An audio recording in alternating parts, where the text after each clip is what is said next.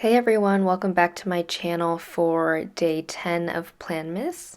Today I will be topping up my reusable character sticker book, which looks a little bit like this.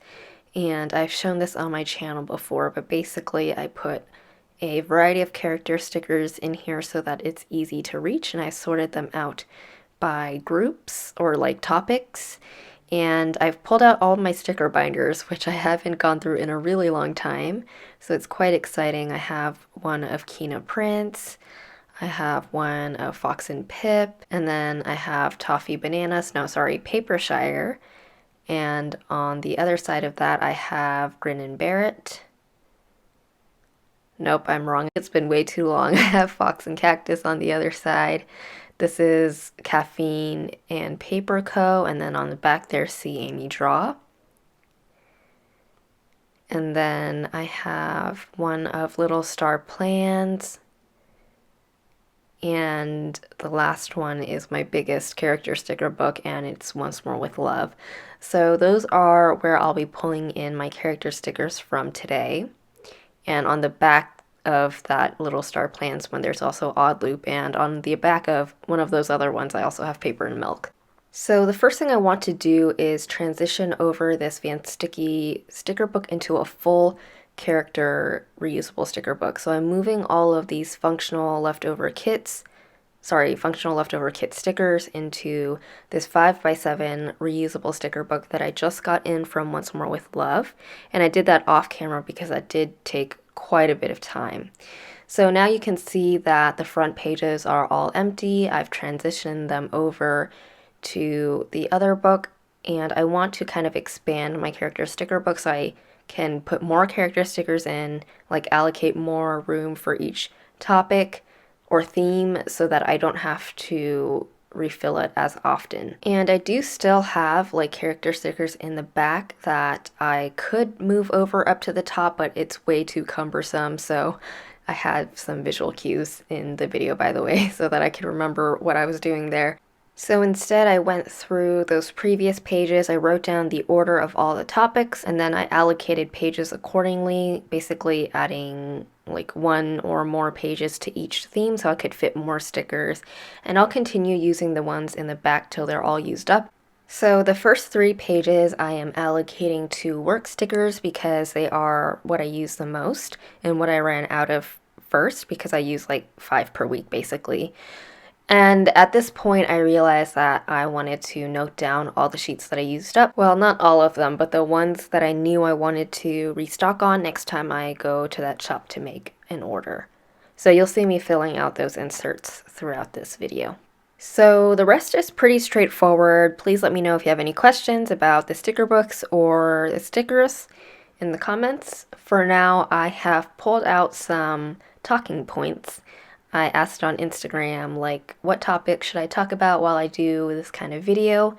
And I have a drink here, a coconut beer float. Feel free to grab a drink or a snack of your own, and let's chat. So the first topic is curious, what are your work hours because of the early morning meetings? Also, what do you eat in a day? So for the what I eat in a day, I just posted a vlog on Sunday, the Sunday lifestyle edit, and I kind of show like all of my meals from that day. The only thing I didn't show was like occasionally I'll have a snack mid-afternoon because I tend to get really hungry at that time. So I usually eat like, I don't know, chips or some fruit or something like that. So please go check that video out if you're curious to see what I eat in a day. And then my current work schedule. So for this project that I'm currently on, I work with a mostly East Coast and international team.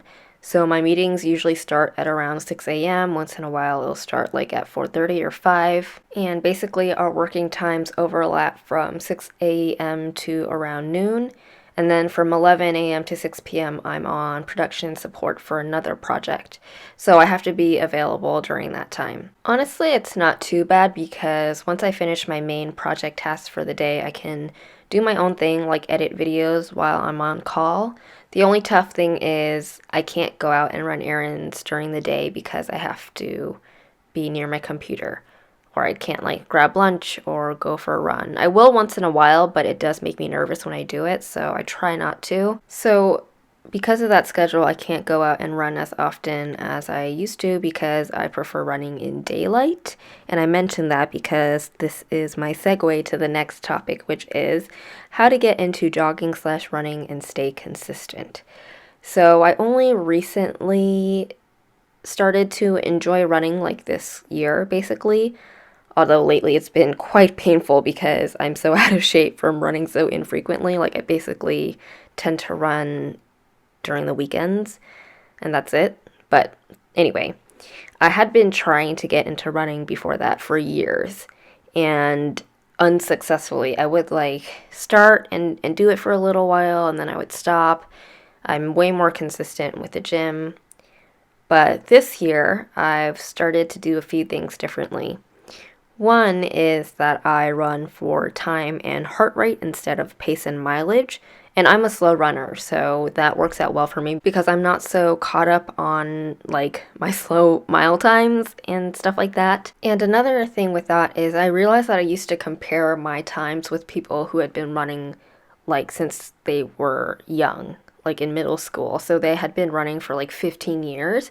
And of course, there's no way that me, who has maybe a collective 2 years max of running, there's no way my time can compare with someone who's been doing it for much longer. So that's also something that I had to keep in mind. And it's okay either way, regardless. And another thing is I started to incorporate a lot of slow running, which has been proven to improve pace times, by the way. But I did read an article about Kenyan running by Tracksmith, which is a running wear brand. And in that article, they kind of followed some Kenyan runners. And these runners run like a 5:30, 6-minute marathon pace. So they can run 26.2 miles in like 5 minutes per mile, which is incredibly fast. And a lot of their practice runs are at like a 9 minute per mile pace, which is like, I imagine it's practically like walking for them. I thought that was really interesting, and their philosophy is basically like you want to be able to enjoy it, and how will you enjoy something when every time you go and do it, it feels really hard. It feels like torture, and your body kind of becomes averse to it. So I've kind of adopted that philosophy, and I kind of already do that with my weight training and yoga. I don't go ham on every single workout. I'd say like 80 to 90% of my workouts are relatively, I don't want to say easy, but it's like a good solid effort that doesn't feel super hard. And then 10 to 20% of the time, I'll be like really pushing myself. Like my thinking is if I want to make something a lifelong habit, it doesn't need to be like super intense every single time. I just need to show up and put in a solid effort consistently. And that's really what makes a habit, right? And naturally, when you do that, you will improve and you will get better and stronger. So it works out. One last thing is the right shoes. So my favorites are the Clifton 6 from Hoka One One. I think they're at the Clifton 7 now, but it really depends on your foot type. So definitely do some research, and for me it did take some trial and error. Like I started with a couple Nikes that I bought at the beginning of the year, and I thought I was just out of shape because my calves were like in so much pain and in knots all the time. But I realized that they were the shoes. So since I've started consistently only wearing my Hoka One Ones, I've had like pretty much no calf pain. So that's been great. And also no shin splints.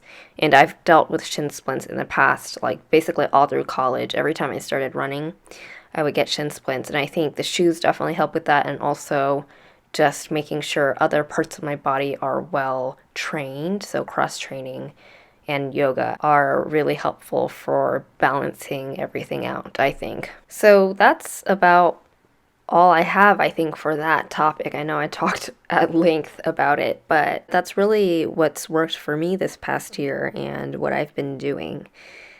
So I think I have time for maybe like one more question. I know 2020 was tough and we are all ready to leave it behind, but are there any habits or lessons that you want to take with you into 2021 and on? This question was from Nia, and it is such a thought-provoking question.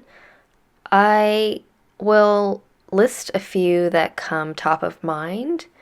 One is that boundaries are also your integrity. And this is from a tweet from Erin Brooke that I read where she was talking about boundaries and what that entails, what her mom taught her about boundaries, and how as women we're really taught to just like suck it up and just do it. And boundaries get a little messy, especially when we're trying to make another person comfortable or we don't want to make someone else uncomfortable, which is usually the case with me. So that's why I've always just been terrible with boundaries.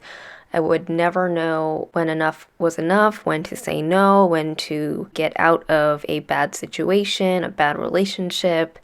When something was not right for me, I would just, suck it up. So that's something I've really been trying to work on for the past couple years. Another thing is more of a habit, a financial habit, being really conscious about how I spend my money and how much of it I spend. I would say from like 2017 through mid 2019, I was quite, I don't want to say irresponsible, but I was quite lenient, for a lack of a better word, with my spending. And before I knew it, like my savings were like practically empty, and I basically didn't spend any money for about a year besides like the necessities, like bills, until I got my job, basically. And even then, I was really adamant about like having a relatively strict budget because I wanted to build up my savings again. And I'm not one to be giving out financial advice, but I think everybody could benefit from being conscious about how they spend their money. So that was definitely a lesson learned for me, and definitely like something I will be taking forward with me. All right, everybody, that is about it for this topping up of my reusable sticker book. I always love seeing all my characters together. Let me know if you have any questions. I hope you enjoyed this video. Thank you so much for watching, and I'll see you tomorrow for the next Plan Miss. Bye, everyone!